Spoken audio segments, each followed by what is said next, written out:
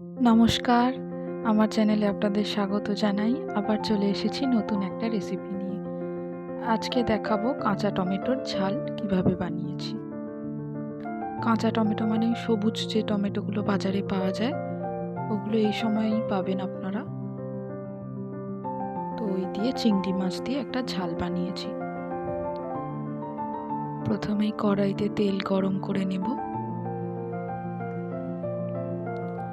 তেল গরম করতে দিয়ে চিংড়ি মাছগুলো নুন হলুদ মাখিয়ে নেব ভালো করে।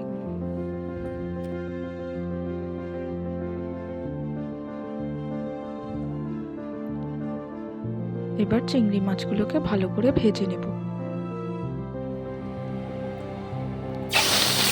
আপনারা কিন্তু জানাচ্ছেন না আমার রেসিপি আপনাদের কেমন লাগছে।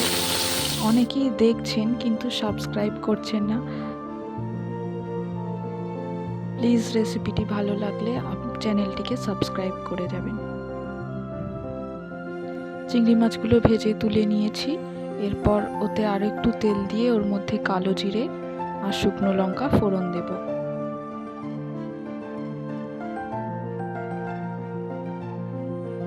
এরপর আগে থেকে কেটে রাখা আলু আর পেঁয়াজটা দিয়ে দেব।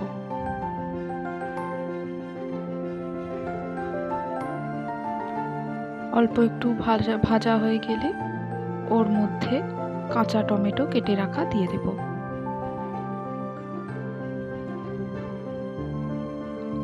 এবার নুন হলুদ দিয়ে ভালো করে ভাজতে দেব।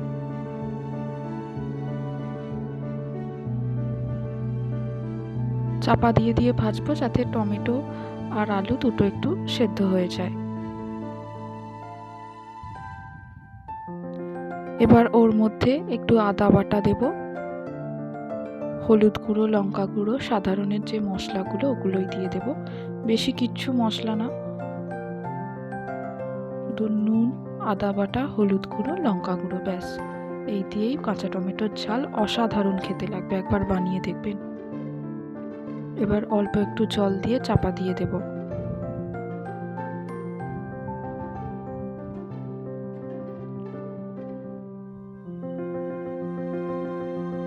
টমেটোটা গলে গেলে ওর মধ্যে আগে থেকে ভেজে রাখা চিংড়ি মাছগুলো দিয়ে দেব।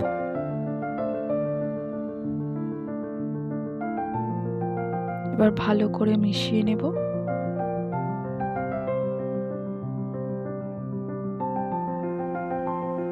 ব্যাস, খুবই সহজ রান্না এটা।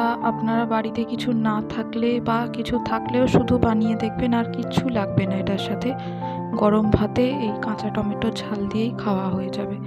আমার রেসিপিটি যদি আপনাদের ভালো লেগে থাকে তাহলে অবশ্যই লাইক করবেন আর চ্যানেলটি সাবস্ক্রাইব করে আমার পাশে থাকবেন। আর বানিয়ে যদি আপনারা কেউ আমার রেসিপি দেখে বানিয়ে থাকেন তাহলে অবশ্যই জানাবেন যে কেমন লাগলো।